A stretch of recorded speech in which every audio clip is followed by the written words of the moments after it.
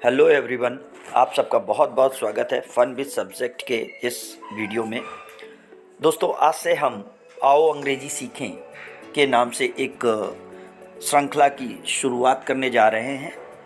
मैं विनम्रता के साथ इस बात को स्वीकार करता हूं कि यह बहुत ही निचला स्तर है अंग्रेजी के सीखने का, लेकिन मेरा ये प्रयास उन बच्चों के लिए है जो अंग्रेजी को प्राथमिक स्तर पर, जूनियर स्तर पर नहीं समझ पाते, जिनके लिए अंग्रेजी समझने में समस्या होती है। तो मैं आप सबसे क्षमा चाहते हुए अपने इस वीडियो का प्रारंभ करना चाहूँगा, क्योंकि मैं चाहता हूँ उन बच्चों को भी अंग्रेजी माध्यम की जानकारी हो, अंग्रेजी के बारे में वे बच्चे भी सीख सकें जिन्हें आधारभूत ज्ञान नहीं है। इसलिए मेरे इस वीडियो में और मेरी इस श्रृंखला में हिंदी और अंग्रेजी का मिश्रण रहेगा। इसके लिए आप सबसे मैं क्षमा चाहता हूँ।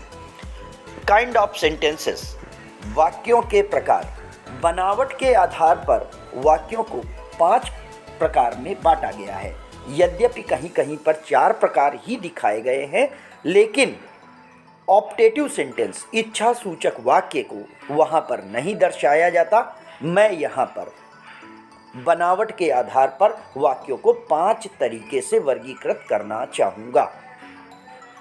ऐसे में पहला वाक्य असर्टिव सेंटेंस होता है, जो सामान्य वाक्य होता है, सरल वाक्य होता है, जो हमें सूचना देता है।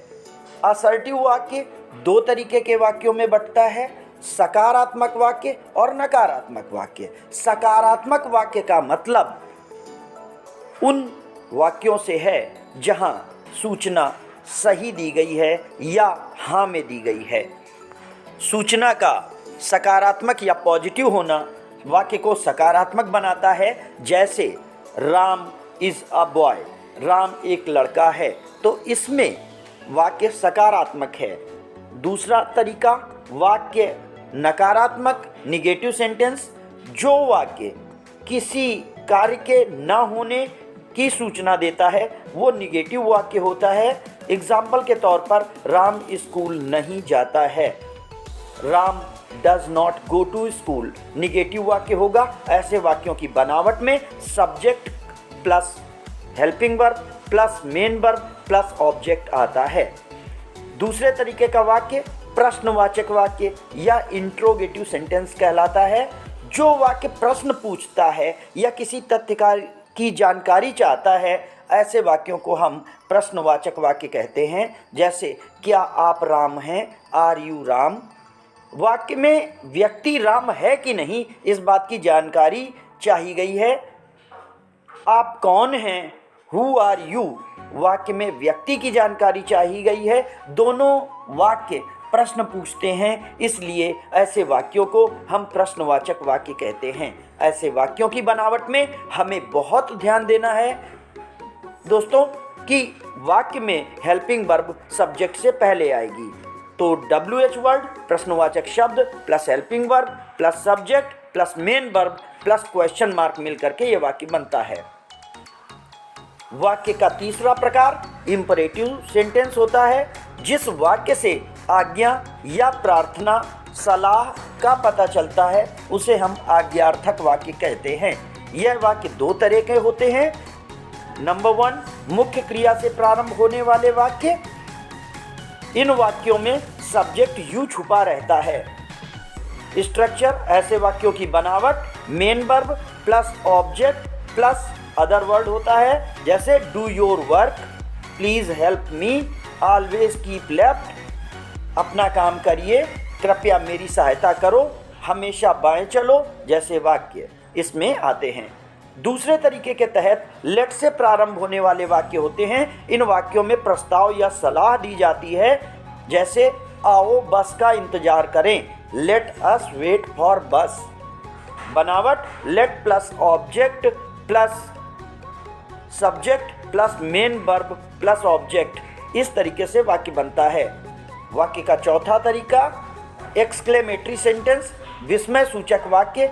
इन वाक्यों में हर्ष, शोक, उत्साह के भाव व्यक्त होते हैं। Happiness, sadness, surprise, excitement, are expressed. इस तरीके के वाक्य दो तरीके के होते हैं, हाउ या व्हाट से प्रारंभ होने वाले वाक्य, जैसे how fearful the snake is, snake कितना डरावना है। दूसरे तरीके के वाक्य विस्मय सूचक वाक्य, जिनमें alas he is no more, hurrah we have won the match. इन तरीके के वाक्यों में विस्मय सूचक शब्द चिन्ह आता है और उसके बाद वाक्य सरल रहता है, सिंपल वाक्य बनाया जाता है। दोस्तों, वाक्य के बनावट के आधार पर ये वाक्यों का विभाजन किया गया है। पांचवा अंतिम तरीके का वाक्य ऑप्टेटिव सेंटेंस। इन वाक्यों में शुभकामना, श्राप और इच्छाएं व्यक्त होती हैं, जैसे मे यू लिव लॉन्ग, ईश्वर करे आप दीर्घायु हो। May you go to hell, ईश्वर करे आप नरक में जाएं। Oh that I could be young again, काश मैं पुनः युवा हो सकता। ऐसे वाक्यों में हर्ष के साथ किसी को शुभकामना दी जाती है, शोक के साथ किसी व्यक्ति को श्राप दिया जाता है, और जो नहीं हो सकता है, असंभव चीज़ के लिए इंसान विश करता है, तो हम ऐसे वाक्य बनाते हैं। बनावट में may plus subject, main verb plus adjective इसका स्ट्रक्चर है। दोस्तों, लास्ट में मैंने एक सिंपल सी 10 क्वेश्चन की ये एक्सरसाइज रखी है, जिसे आपको अपने स्तर पर सॉल्व करना है। वाक्य को मैं पढ़ रहा हूँ। Ram is a boy, Bina is not a tall girl, why do you not go to school, are you student of class 10th, please help the poor man, do your work in time, may you live a happy life, oh that I could see my father again, boys play in the ground, let us go to the school in time।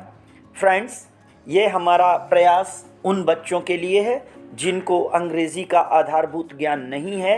मैं उन लोगों से क्षमा चाहूँगा जो पहले से ही इन सारी चीज़ों को जानते हैं।